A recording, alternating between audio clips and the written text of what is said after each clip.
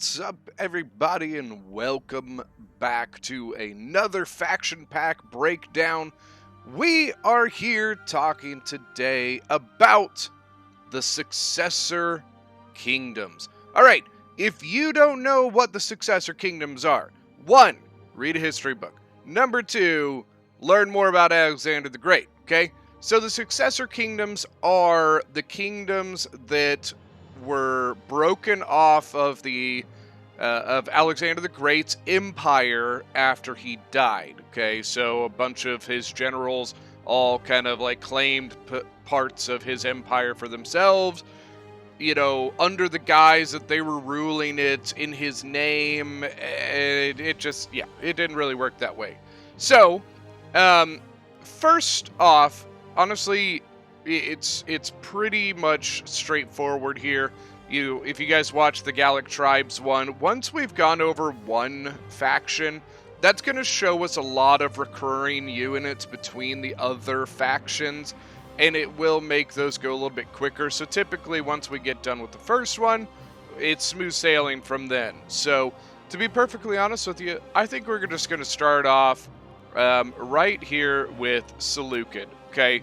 So, the Salukids, they are a kind of Middle Eastern faction. They're based around Babylon. They are honestly a pretty damn good faction, just due to the fact that they have a lot of stuff. I mean, a lot of stuff, guys. They've got good cav, they've got good infantry, they've got great archers, they've got elephants, they've got chariots, they've got pikemen. So they pretty much can offer a lot of different things. The one thing they lack a little bit is right here in the melee infantry column. Thorax swords, you know, man, they're the baseline infantry unit when it comes to judging other infantry units in this game. Mid-tier infantry units. Thorax swords, they are kind of like the baseline. They are decent. They do what they're supposed to do, but they tend to lose to some of the other better infantry out there. But then they beat some of the other infantry. You know what I mean? So they're right in the middle, right in the middle. So once again, that's all they really have is that thorax at 710, and then they drop all the way down to a 220 Hillman. So right in there, Seleucid, that's where they lack a little bit, is kind of that mid-tier unit, or like the low-tier unit, excuse me. They have their Hillmen, but Hillmen, I'm being perfectly honest with you, are pretty much only good for moving tortoises and shit forward to the walls. Throwing Pila, you know what I mean? That's really pretty much all Hillmen are good for. They could really benefit from like a 350 unit right there in the middle, but that's alright. They don't have it, so you just move on. They have a huge general options. Look at all of these generals. Hellenic Cataphracts, Agema Cav, Silver Shield Swords, Silver Shield Pikemen, Royal Peltis, Shield Bearers. They can bring Chariot Gen, an Indian Armored Elephant Gen. They can bring a ton of stuff. Okay. We already talked about their pike, Silver Shield Pikemen. The Thorax Pike it's a good pike. They have thorough spears. Their archers, of course, they are the only faction that can bring all 4 of the Syrian heavy archers. A very, very good archer unit. Shock Cav, once again, the Agema and the Hellenic Cataphracts. In the melee Cav, they got the Median Cav, the Azat Knights, Citizen, so on and so forth. Missile Cav, they have the Tarentine Cavalry, which is one of my favorite kind of missile Cav for land battles. Scythe Chariots, but then look at the elephants. Indian Armored Elephants, Mercenary Syrian Armored Elephants. Only difference between these two is 200 gold. They're the exact same stats between these two. Look at them. Same stats between these two units. And then, of course, they can bring the Indian War Elephants, which do not have the armor on their face. But yeah, I mean, that's pretty much the gist of Seleucid here. So, typically when looking at a Seleucid build, you know, in my personal opinion, the way I like to play, I far prefer the Royal Peltist. I don't know why this is on large armies. There we go. I far prefer the Royal Peltist. I really do. They have excellent melee attack. Look at that. 62 melee attack, 49 melee defense, 80 armor, They really don't like arrows, though, but there are some people who do prefer the Silver Shield Swordsman. So you can see a little bit less in the way of melee attack, only 43, but look at the melee defense now, 67 melee defense. So the Silver Shield Swordsman a little bit tankier, the Royal Peltis far more aggressive, far more punchy in the mouth. So just in my personal opinion, I prefer the Royal Peltis. As always, what I will typically do, I will grab my general, and then I will go ahead and grab the 4 things that I know that I want, which is the Syrian archers.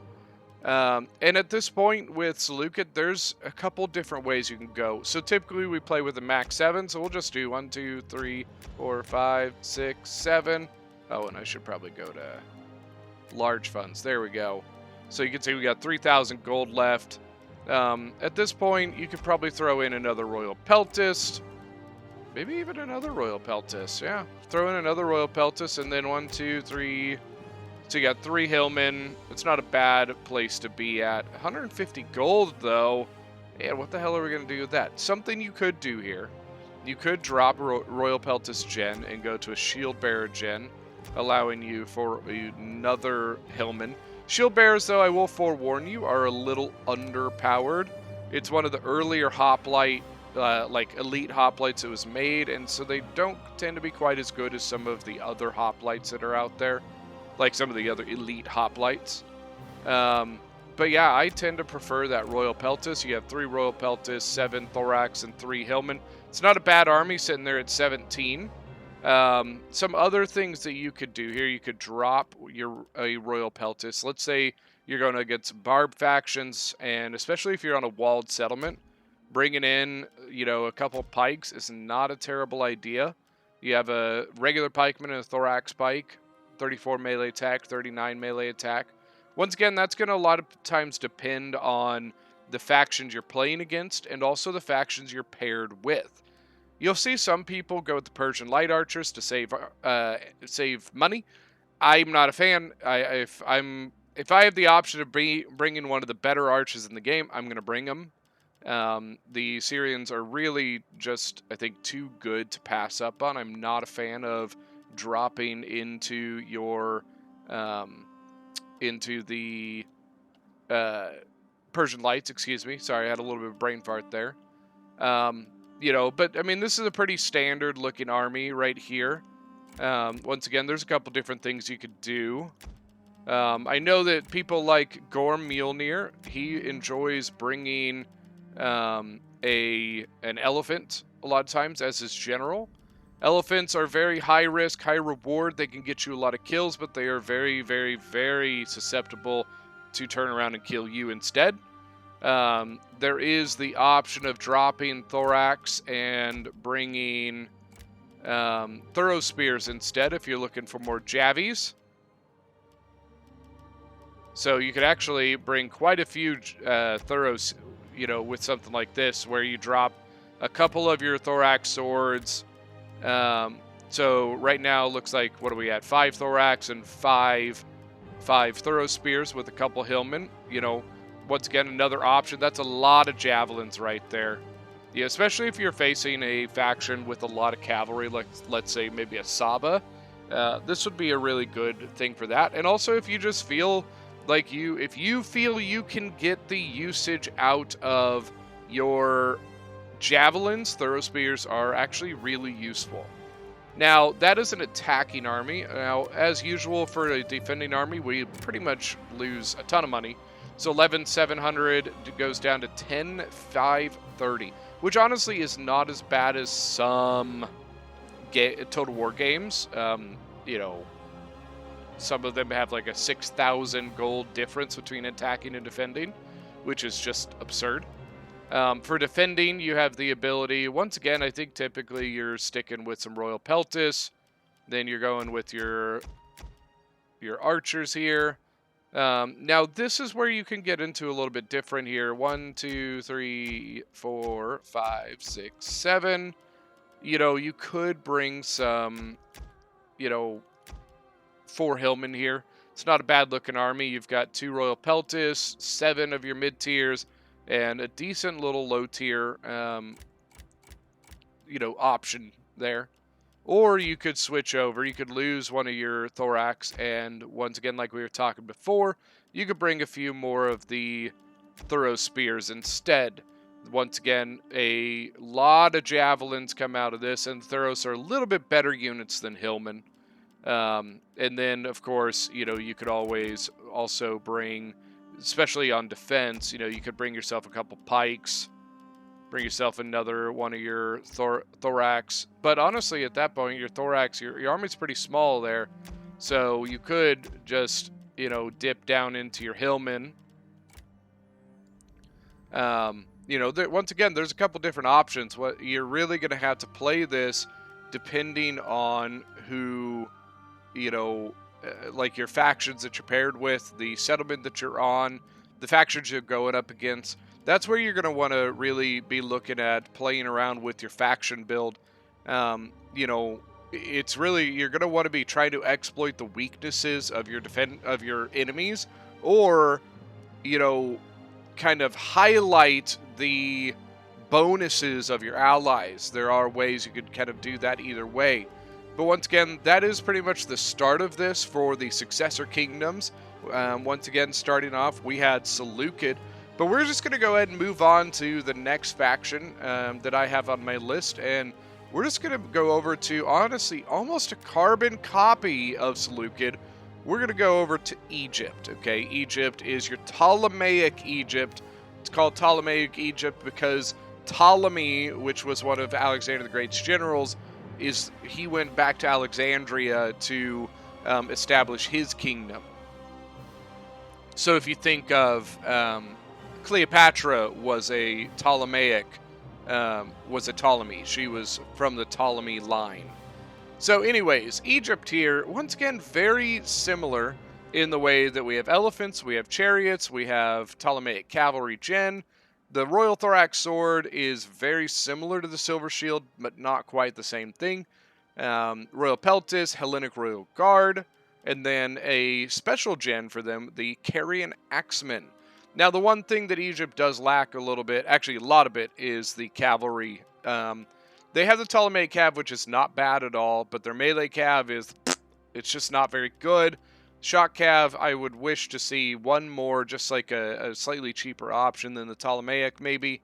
They do get Cretan Archers, which is, once again, a very good archer option. Hellenic Royal Guard, an excellent, excellent pike. Probably not quite as good as the Silver Shield Pikeman, but it is up there pretty high. It is a good, good pike there. Once again, they also get your Thorax Sword, or Thorax Pikes, excuse me. Thorough Spears. They actually also get a cheaper option called the Levee Thorough Spear, which is almost the same thing, just with a little worse stats. Now, their melee infantry, oh man, Egypt's melee infantry is mwah, mwah, beautiful. So, first off, they lead off with probably the best high-tier infantry in the game, which is the Galatian Royal Guard. They are fantastic units, very, very good units, very expensive, but very good units. They also get your Thorax Swords, Royal Thorax Swords, Royal Peltis, Galatian Swordsmen, which are good, right in the middle between mid-tier and low-tier. Carian Axemen, which are a lot like Thorough Spears. They get a lot of javelins, very low armor, but a lot of javelins, and they can target those javelins, okay? So, really good melee infantry options.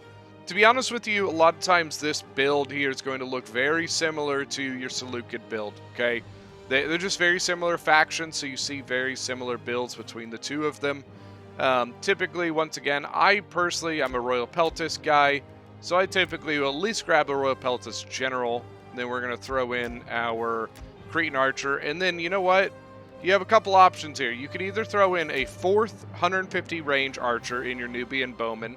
Not as good as the Cretans, but they do have 150 range, thus allowing you to take archer fights. Or, depending on attack and defense, so right now we're on the defender side, you could bring in your Balearic Slingers, Rhodian Slingers, excuse me. So Slingers as a whole, they get a lot more ammunition than archers do. They just are way more kind of, finicky because you have to find straight shots to use them. On defense, that is a lot easier to do than on attack. Then, once again, we could throw in our mid-tier, you know, kind of the heart of our army, right? So you got all your thorax swords in there. Now here you have a couple options. We could throw in the Galatian Royal Guard and maybe like a Galatian swordsman. That does leave you pretty small, but it does bring a pretty high tier unit. I think probably better off here. You're probably going to be going with like another Royal Peltis maybe. Or honestly, you could just go, you know, a couple more Galatian swordsmen here to kind of make up for that. There is also the option of kind of bringing in a little bit more spam units with like Egyptian infantry, you know, a lot more jabbies to use, but typically I think your better bet is going with something like the Galatian swords. Could cut off a little bit here, bring like a pikeman or a thorax pikeman. Still leaves you, what, 210 gold, Egyptian infantry, something like that.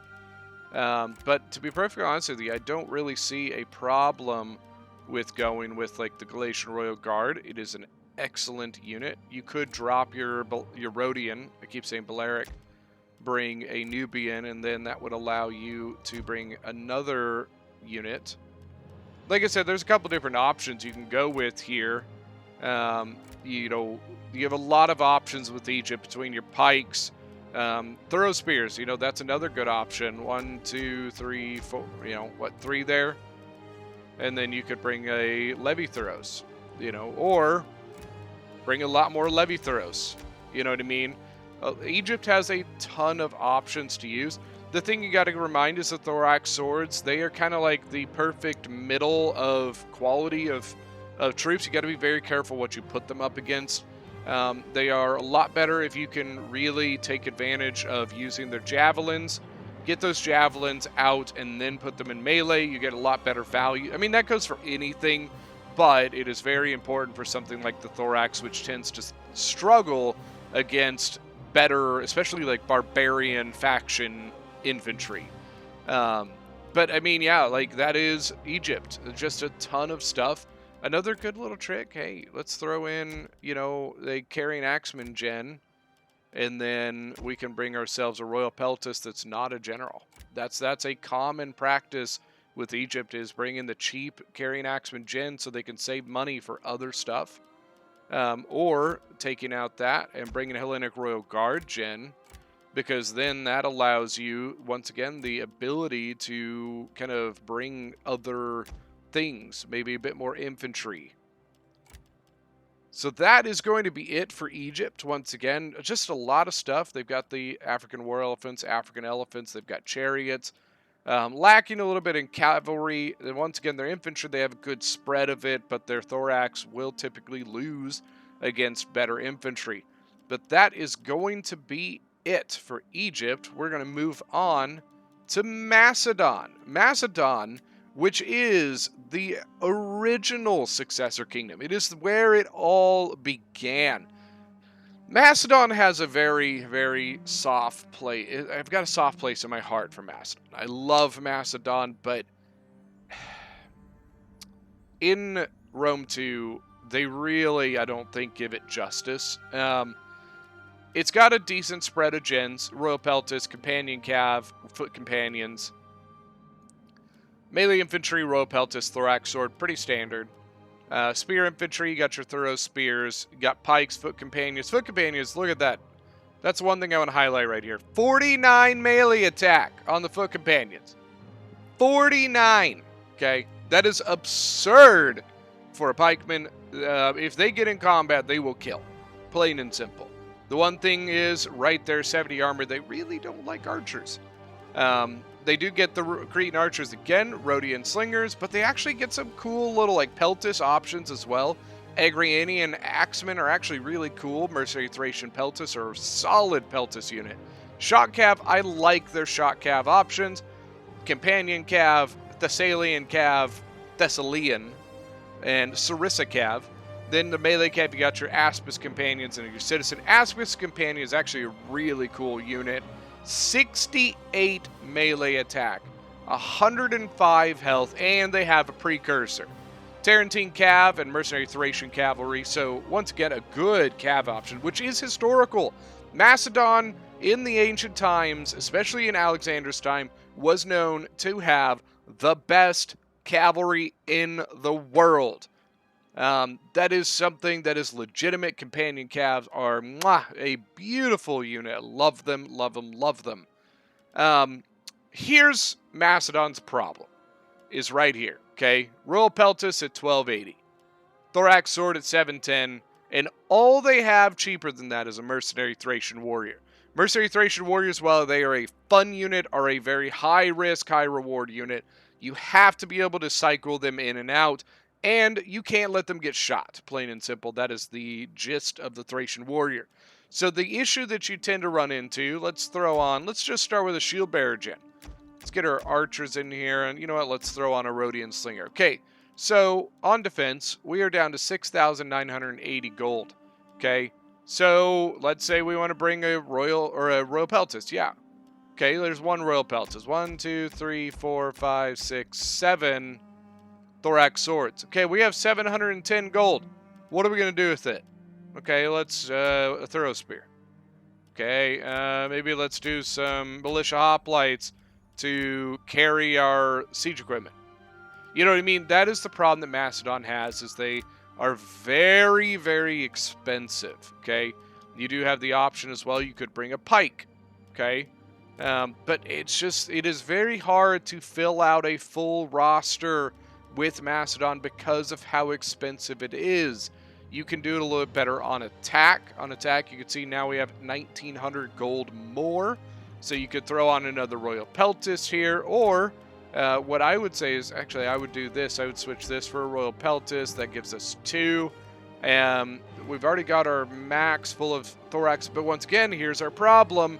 What's our next option, right? Do we throw on our Thracian Warriors and have a high-risk unit, especially on attack? Or do we go with something like a Thorough Spear, which is probably going to be the better option here, but still just kind of not a great pick.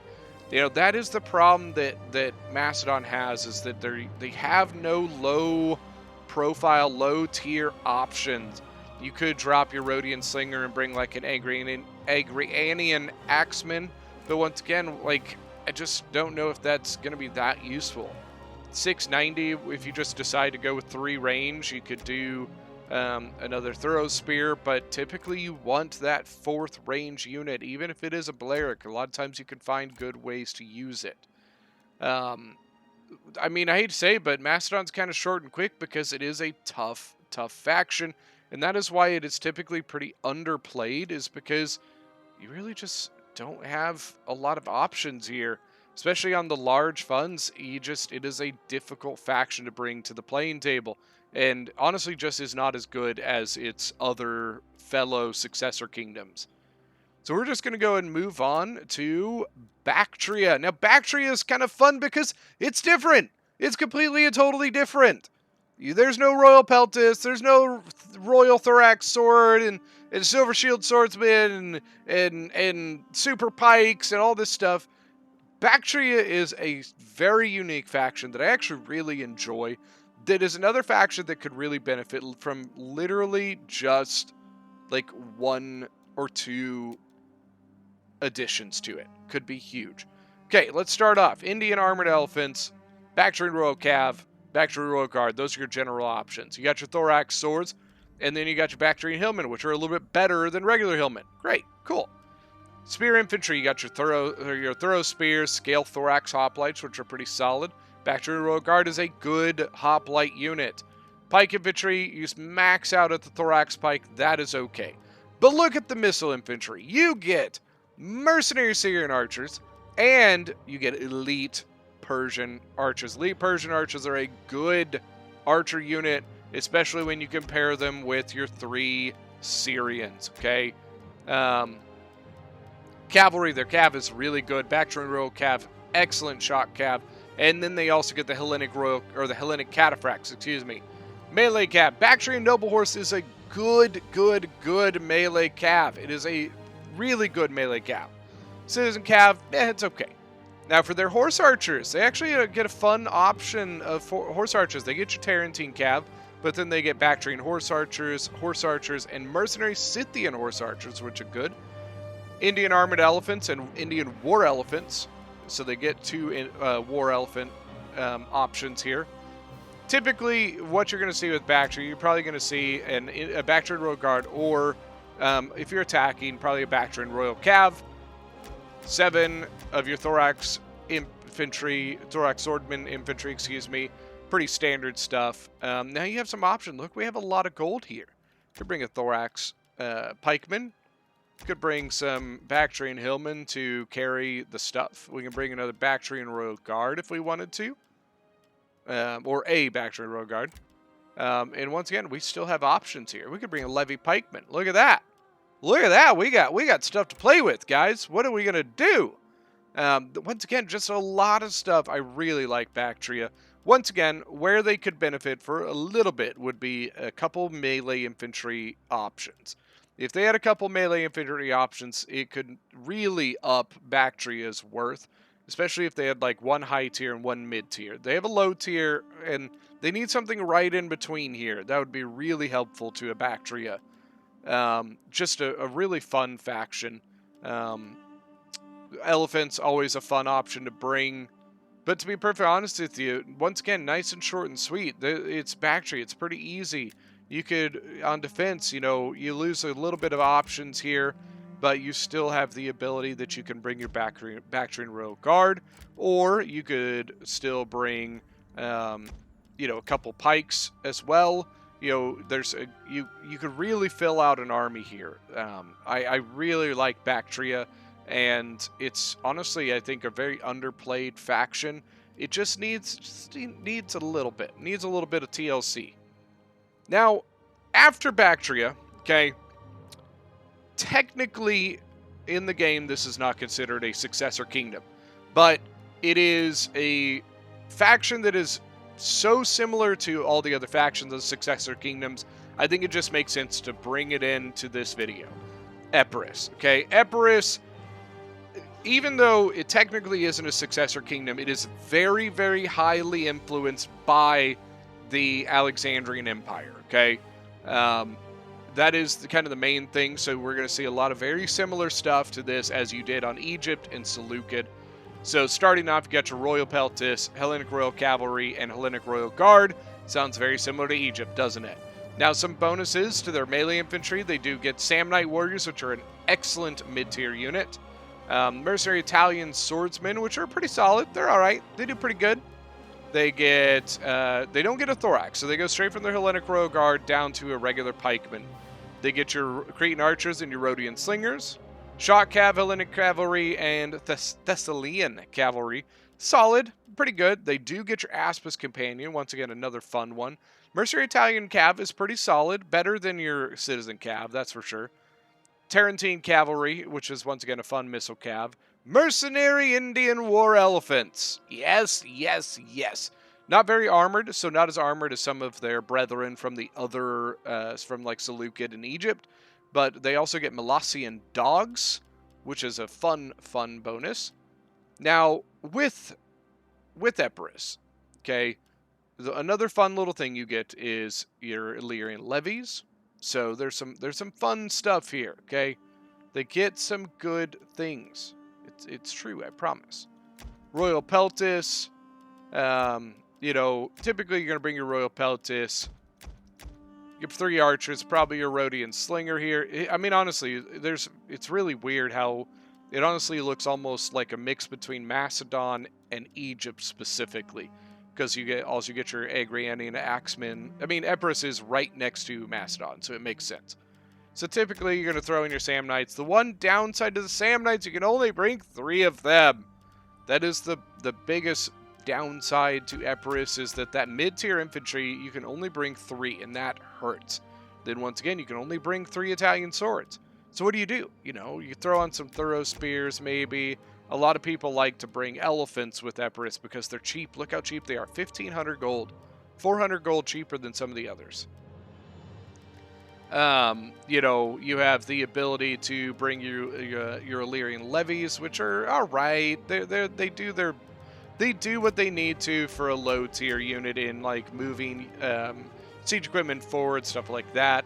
But then don't forget that you do have your throw spear options down here, and you have still got pike options.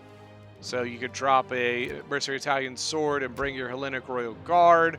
Or a good trick, once again, Hellenic Royal Guard as the general, allows you to bring another Royal Peltis as just an everyday unit. It does leave you short. You're very short on the army list. You know, and really that doesn't change much. You know, losing your Rhodian Slinger doesn't really get you much of anything. It could give you the ability to bring, you know, a couple more Illyrian levies just to kind of fill out the roster a little bit more.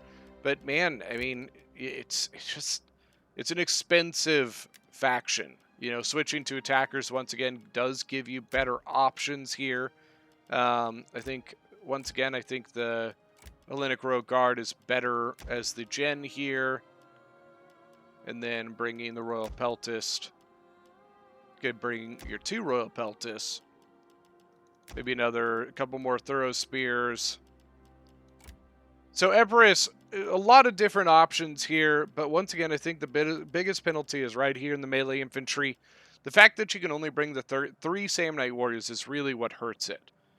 But that is kind of the gist of Epirus, and that is going to kind of wrap up the breakdown of the Successor Kingdoms and kind of some suggestions and hints on how to build armies with them. There's a lot of options, a lot of ways you can go. With the Gallic tribes video, you guys saw that, things with the Gallic tribes, they are very straightforward. With the Successor Kingdoms and the Hellenic Kingdoms, man, there's so many different ways you can go and so many different things that are all decided on who you're allied with, who's on your team, and who's on the enemy team, and the settlement that you're attacking. That is all going to affect. So talk to your teammates about what you're bringing, about what they're bringing, and always communicate with them so that you guys can further, build your armies as a cohesive thing, not as 3 separate, entities. It really helps if you can build your armies as if you are all one full army so that you are supporting each other's weaknesses, but also trying to highlight your enemies' weaknesses. But that is going to be it for today's video. Thank you guys so much for joining. If you guys are enjoying this video series, we've had the Gallic tribes, now we've had the Successor Kingdoms. Who knows what package we're going to do next, but if you guys are enjoying them, don't forget to leave a comment in the comments section. Let me know what you guys think. Let me know if you agree with some of the armies and some of the suggestions that I gave in the video. I want to hear y'all's feedback on this. I want to know what you think about these factions and maybe some of the things that you like to bring in your armies. But that is going to be it for today's video. Thank you guys so much for joining, and we will see you guys next time.